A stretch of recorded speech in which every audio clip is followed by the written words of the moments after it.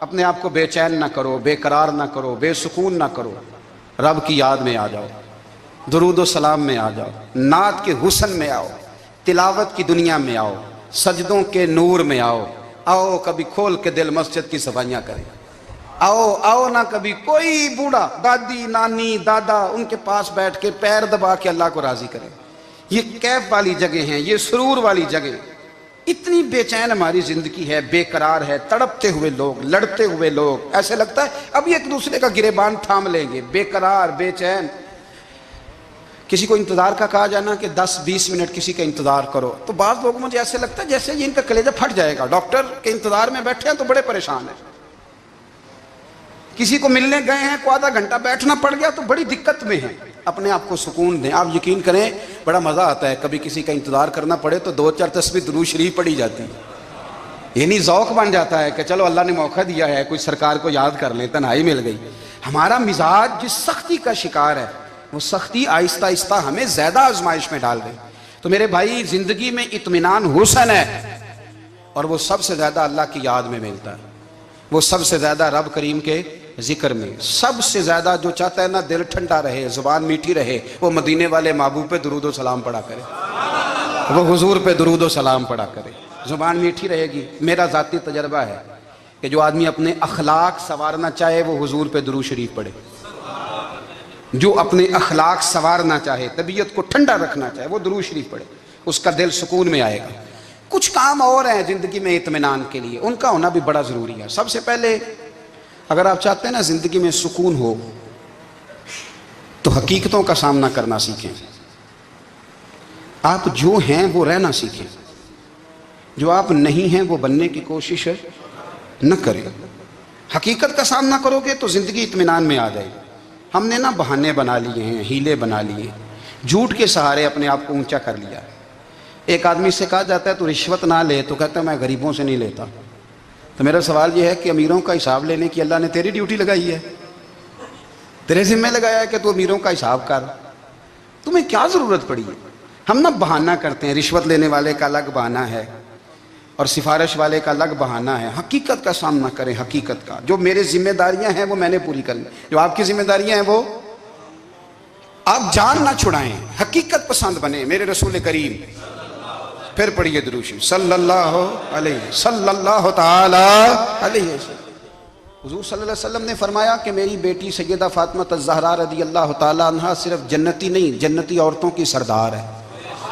لیکن حضور نے یہ بھی فرمایا کہ فاطمہ یہ خیال رکھنا اگر اللہ نے حساب پوچھا تو حساب تم نے خود دینا ہے۔ حقیقت کی طرف توجہ کرائی حضور نے، وہ صرف جنتی نہیں، جنتی عورتوں کی سردار ہیں، پر حقیقت کی جانب توجہ۔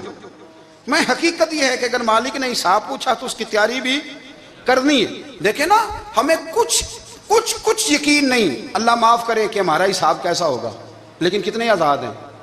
یعنی بڑی دلیری سے بندے کہتے ہیں فجر نہیں پڑھتا جی، 3 پڑھتا ہوں جی، شاہ رہ جاتی ہے جی، کپڑے صاف، بڑی دلیری سے۔ اور سیدہ فاطمہ الزہرا نے ساری رات مصلی باندھ رکھا ہے، حالانکہ انہیں یقین تھا کہ رب مجھے بغیر حساب کتاب جنت دے گا۔ حقیقت کا سامنا کریں، جو حقوق آپ کے ہیں وہ آپ نے ادا کرنے ہیں، جو ذمہ داریاں ہیں وہ ذمہ داریاں ہیں۔ دیکھیں نا حضرت موسیٰ کلیم اللہ علیہ السلام کے پاس اسرائیل روح نکالنے آئے تو حضرت موسیٰ نے تھپڑ مارا، آنکھ نکال دی، واپس گئے۔ اللہ انہوں نے تو جلال فرمایا ہے، کہا موسیٰ علیہ السلام سے کہیے بیل کی پشت پر ہاتھ رکھیں، جتنے بال ان کے دستے مبارک کے نیچے آئیں گے اتنے 1000 سال ان کی عمر بڑھا دی جائے گی۔ یعنی میرے کان میں کوئی بتا دے کہ جناب 60 سال بڑھ گئی، یا آپ کے کان میں کوئی کہہ دے تو خوشی ہوتی ہے کہ نہیں؟ لیکن یہ حقیقت پسندی نہیں، اس لیے کہ 60 بھی گزر جائیں گے، 70 بھی، یہ حقیقت نہیں۔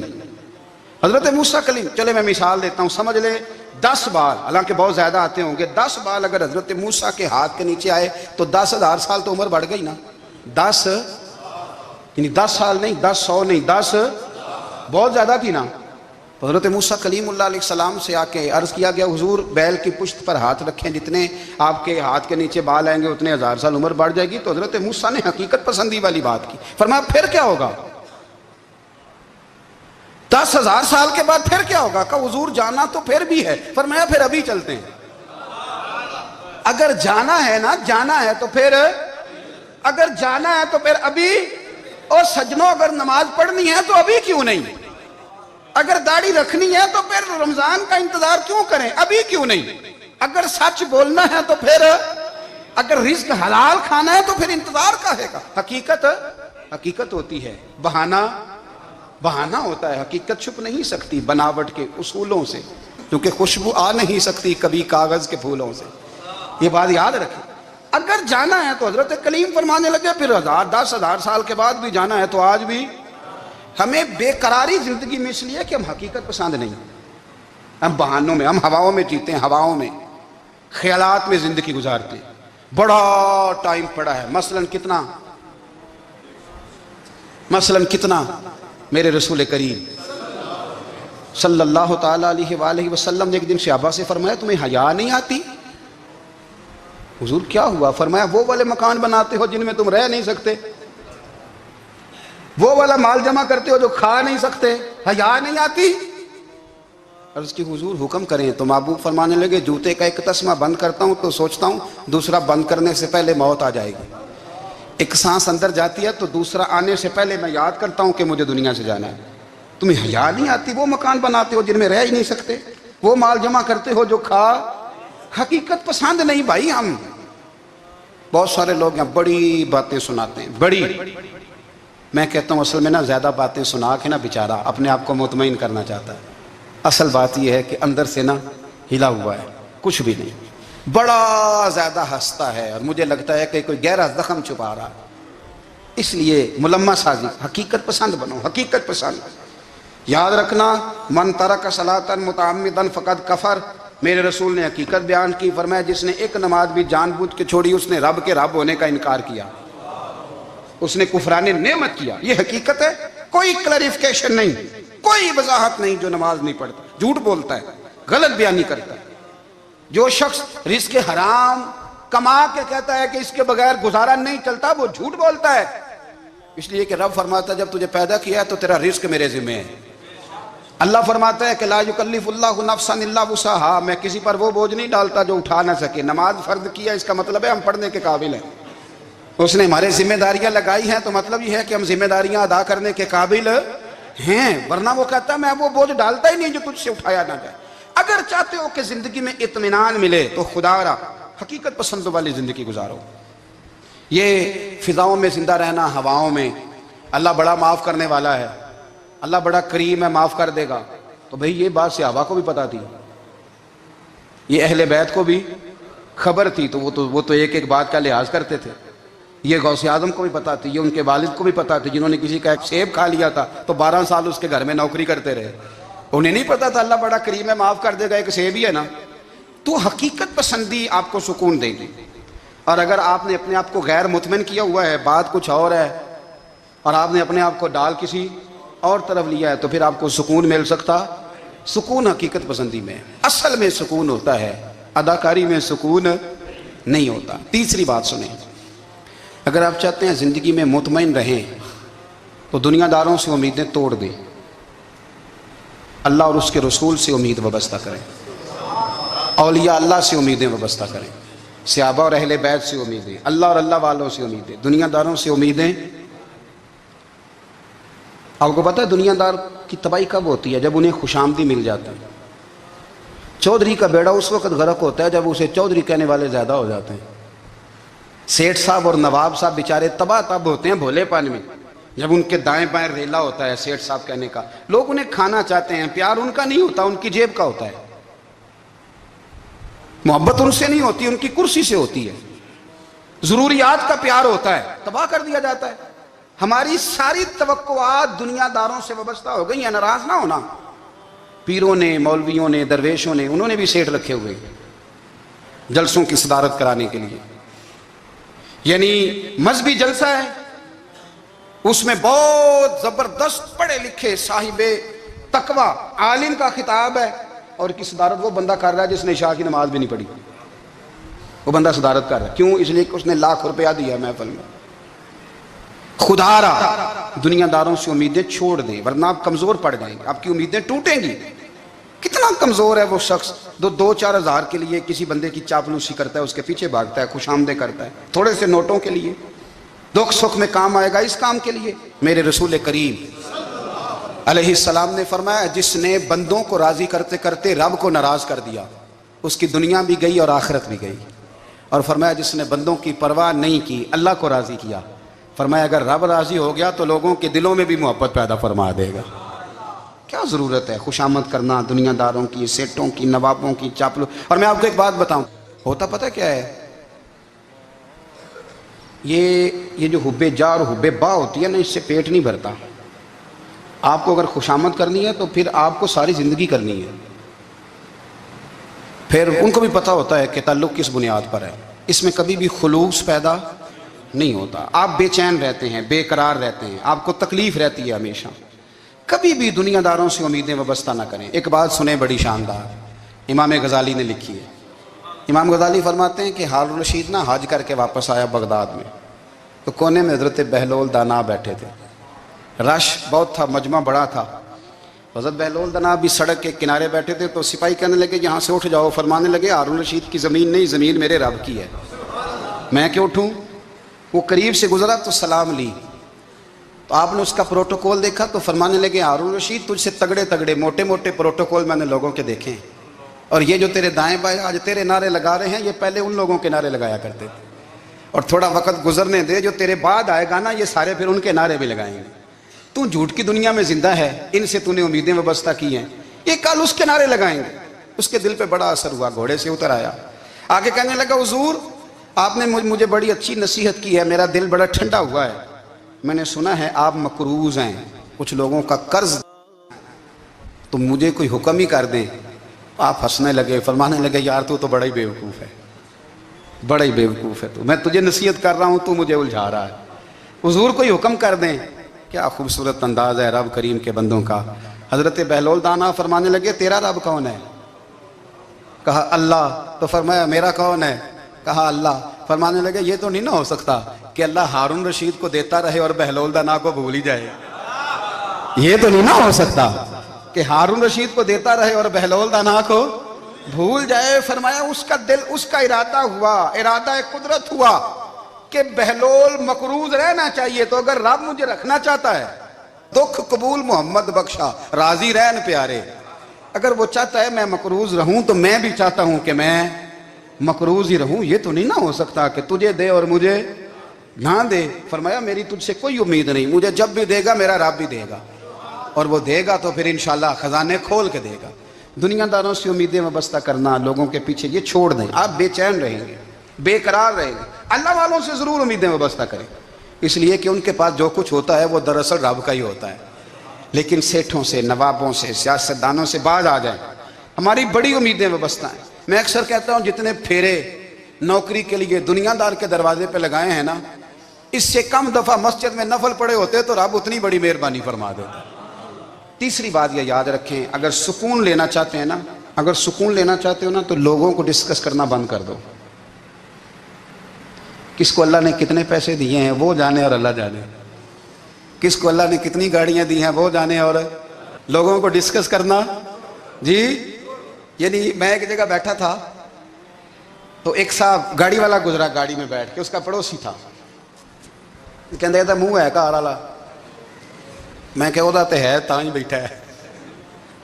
ਤੇ ਹੁਣ ਮੈਂ ਕਿਹਾ ਉਹ ਸਮਝਾਣਾ ਸੀ ਨਾ ਉਹਨੂੰ, ਮੈਂ ਕਿਹਾ ਤੂੰ ਤੇ ਮੈਂ ਹਿਸਾਬ ਲਾਈਏ ਵੀ ਸਾਡੇ ਕੋਲ ਕੋਈ ਨਹੀਂ, ਉਹਦਾ ਤੇ ਹੈ। लेकिन ना अल्लाह ने उसे दी है ना, तो अल्लाह ने चाहा ना वो कार में बैठे, तो इसने फटे पे बैठ के ये तबसरा किया कि मुंह है कार वाला। मैं क्या भी वो तो है ता कार है। अब मुझे तुझे अंदाजा लगाना चाहिए कि हम क्या ये बहस है। यदि अल्लाह को चाहिए था माज अल्लाह के पहले तुमसे पूछता कि इसे कार देनी है कि नहीं। क्या मतलब फसूल बहस है। वो चीज़ हमें इतना तंग करती है, इतनी तकलीफ देती है कि आप यकीन करें सारा दिन उसी को डिस्कस करते हैं, सारा दिन। उसके पास गाड़ी है, उसके पास कार है, फलाने का पैसा 1 नंबर है, फलाने का 2 नंबर है, फलाने का 6 नंबर है। असल बात के अंदर हसद है, इसको निकालो। एक बात कहने लगा हूँ, इसे याद रखना। मेरे आला हज़रत रहमतुल्लाह अलैह फरमाया करते, हसद करने वाला बंदों पर एतराज़ नहीं करता, अल्लाह पर एतराज़ करता। वो कहता है अल्लाह उसे क्यों दिया है, इतना क्यों दिया है, माज़अल्लाह वो अल्लाह की तकसीम पर एतराज़ करता। हसद करते हो बेचैन रहोगे, हसद आपके दिल को तड़पा के रख देगा। छोड़े, अल्लाह बड़ा करीम है, जिसको जहाँ चाहता है वहाँ बिठा देता है। आप कतन فوراً اس بحث میں نہ پڑیں کہ اللہ نے کس کو کتنا دیا ہے، کب دیا ہے، کیوں دیا ہے، وہ بڑا بے نیاز ہے۔ حسد آپ کو تباہ کرے گا۔ دنیا میں پہلا گناہ جو ہوا تھا وہ حسد تھا۔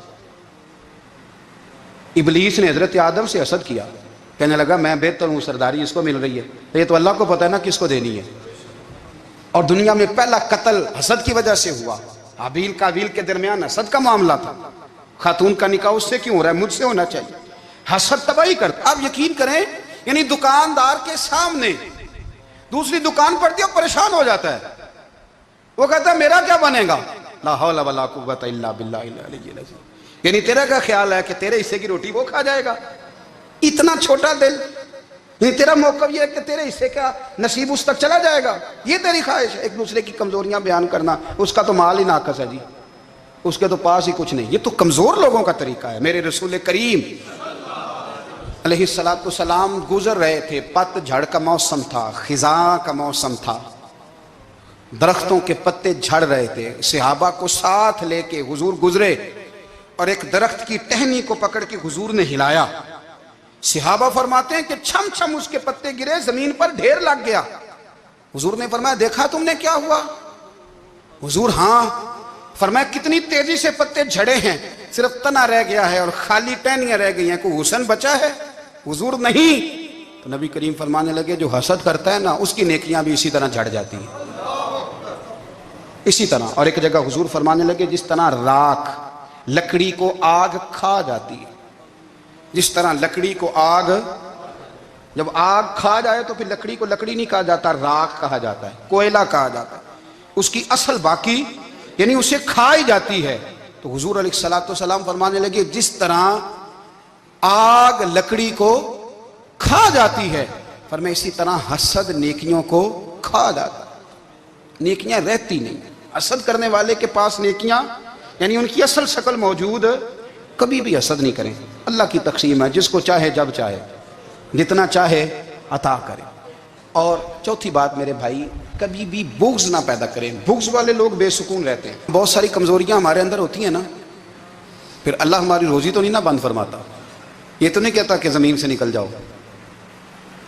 اگر یہی والا معاملہ ہو جو ہمارا ہے کہ شادی پہ اس نے میرے ساتھ برا سلوک کیا تھا، اب ساری زندگی بغض رکھنا ہے، اگر یہی معاملہ فرشتے اللہ کی بارگاہ میں کہیں کہ یا اللہ اس نے فلانے دن شراب پی تھی، اب اس کو زمین میں نہیں رہنے دینا، نظام زندگی چلے گا؟ تو اگر اللہ ہمیں معاف کرتا ہے تو ہم بندوں کو معاف کیوں نہیں کرتے؟ آپ یقین کریں، اتنی لمبی عداوتیں، اتنا لمبا حسد، اتنا لمبا بغض، اتنا لمبا۔ حدیث میں نے پڑھی، میں حیران رہ گیا۔ میرے نبی کریم علیہ السلام نے فرمایا اپنی بیوی سے کبھی بغض نہ رکھنا، اگر اس کی ایک بات ناپسند ہو تو اسے چھوڑ کے وہ بات دیکھو جو تمہیں پسند ہے۔ میں اس حدیث کو پڑھ کے سوچنے لگا کہ کیا بیوی کا بھی بغض رکھتے ہیں لوگ؟ اب حضور نے کہا ہے تو اس کا مطلب ہے لوگ بیوی کا بغض بھی رکھتے ہیں۔ اب اس پر استدلال کر کے مجھے کہنا پڑے گا کہ سسرال والوں کا بغض بھی رکھتے ہیں، کہنا پڑے گا کہ بھائی کے سسرال والوں سے بھی بغض رکھتے۔ اس حدیث کی روشنی میں سمجھا کہ لوگ بھابھی کا بغض بھی بغض رکھتے ہیں، بغض، ورنہ عادتیں تو ہماری بھی کئی بری ہوتی ہیں۔ اگر عادات ایک وجہ بنے اختلاف کی تو عادتیں تو ہماری بھی کئی بری ہیں، لیکن ہم اپنی بری عادتوں سمیت اپنے آپ سے پیار کرتے ہیں، اور سامنے والے کی ایک بھی عادت بری ہو تو اس سے بغض رکھتے ہیں۔ بغض نہ پیدا کریں۔ میرے نبی پاک علیہ السلام نے فرمایا کچھ چیزیں تمہارے دین کو مونڈ ڈالیں گی، تباہ کر دیں گی، کاٹ دیں گی۔ حضور کون سی؟ فرمایا حسد، تکبر اور بغض، یہ تمہارے دین کو تباہ کر دیں۔ ہم بے چین اس لیے ہیں کہ ہم نے بہت سارے لوگوں کا بغض پالا ہوا ہے، اور ہر فیلڈ میں سیاستدان نے سیاستدان کا، ذاتیات پر اتر کے بات کرتے ہیں، معزز ترین لوگ، تاجر نے تاجر کا، اللہ ماشاءاللہ بعض جگہ پہ اہل علم بھی ایک دوسرے سے عداوت رکھتے ہیں۔ خدا را دل رب کریم کے آنے کا ٹھکانہ ہے، یہ صاف ہوگا تو اس میں رب رسول کے جلوے ہوں گے، اور اگر اس میں عداوت ہو، اس میں بغض ہو، اس میں کینہ ہو، نفاق ہو، سنیں میرے رسول کریم حضرت ابوبکر صدیق رضی اللہ تعالیٰ عنہ کہتے ہیں میں رو ہی پڑا۔ مکہ فتح ہوا نا، تو اکرمہ بن ابو جہل نے پیغام بھیجا کہ میں نا کلمہ پڑھنے کے لیے آ رہا ہوں۔ بات لمبی ہے، میں موضوع پہ رہنا چاہتا ہوں۔ کہتے ہیں جب وہ آنے لگا نا تو نبی پاک نے ہم سب کو بلایا، ہم حاضر خدمت ہوئے تو حضور فرمانے لگے کہ اس کے باپ نے نا بڑا ظلم کیا ہے ہمارے ساتھ، ابو جال نے بڑا ستایا ہے, بڑی تکلیف دی ہے. آپ مجھے بتلائیں کہ وہ ایک دفعہ کسی شادی پہ بحث ہوتی ہے بیوی کے بھائی کے ساتھ, پھر ساری زندگی اس بیچارے کو معافی, وہ 10 دفعہ گھر آتا ہے معافی مانگنے پر سوال ہی نہیں پیدا ہوتا, میں او ہو مجھے ہی کہہ دیا, یعنی پھر میں مجھے ہی کہہ دیا آپ نے, اور میری شان میں بے ادبی, اور پھر میں معاف کر دوں, توبہ توبہ توبہ, یہ کیسے ہو سکتا ہے, میری ناک نیچی ہو جائے گی, اور آپ نے مجھے کہہ دیا, سوال ہی نہیں پیدا ہوتا. اور یہ رونا میں اکثر ہوتا ہوں کہ شادی والے دن داماد صاحب کا زیادہ دماغ خراب ہوتا ہے. جب چھوٹی سالی کی شادی ہوتی ہے نا, اس دن اس کو بخار چڑھتا ہے, کوئی اس کو کان میں کہتا ہے تیری عزت نہیں کر دے, اس دن اس کا دماغ خراب ہو جاتا ہے, بچے اٹھا کے نکل آتا ہے, وہ بیچارہ سسر منتیں کر رہا ہوتا ہے کہ تیری مہربانی آ جا, یہ عزت کرا رہا ہے. تو میں نے کہا احتجاج کر کے جو عزت کرائی جاتی ہے وہ عزت نہیں ہوتی. ہاں یہاں مانگ کے عزت لیتے ہیں لوگ, یا احتجاج کی کوئی عزت ہے؟ آپ کے اندر کمالات اتنے ہوں کہ آپ کی عزت کرنے کو دل چاہے, یعنی مزہ آئے, یعنی لطف آئے, یعنی آپ دور بیٹھے ہوں تو کسی کا دل کرے آپ کو اسٹیج پہ بلانے کے لیے. یہ کیا بات ہوئی کہ چھائے جانا اور بھاگ کے آگے جانا, ان سے نکلیں. اکرمہ بن ابو جال کلمہ پڑھنے کے ارادے سے آ رہے ہیں, حضور علیہ السلام نے صحابہ کو بلایا. کتنی زیادہ دعوت رکھی جا سکتی تھی معاذ اللہ, کب سے وہ چلا تھا ظلم کرنے, اور اس کے بعد اس کا بیٹا شروع ہو گیا. کتنی باتیں تھیں جو ناقابل معافی تھیں, پر کریم رسول نے ہمیں بتلایا ہے کہ سکون والی زندگی کہتے کس کو ہے.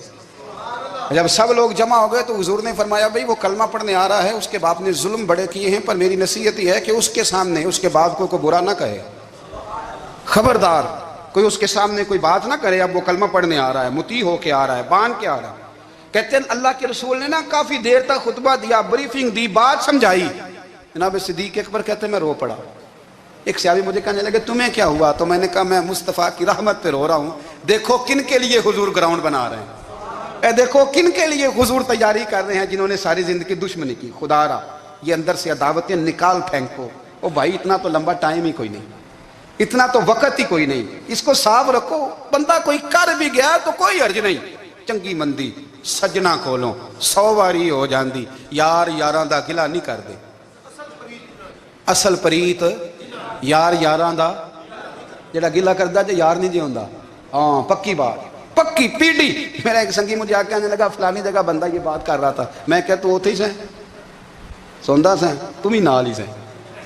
میرا تو سجن بات سن ہی نہیں سکتا. چنگی مندی سجنا کولوں 100 واری ہو جاندی, یار یاراں دا گلا نہیں کر دے. اصل پریت جنہاں دی. ہاں جو بندے پھر ہوتے اس طرح کے, ان کے لیے بھی میاں صاحب نے کہا ہے, ان کے لیے بھی میاں صاحب نے کہا ہے, ان کے لیے بھی آپ نے بات ارشاد فرمائی ہے. آپ نے فرمایا چنگا ہویا لڑ نیڑیوں چھٹا, کتے عمر نہیں لنگی ساری.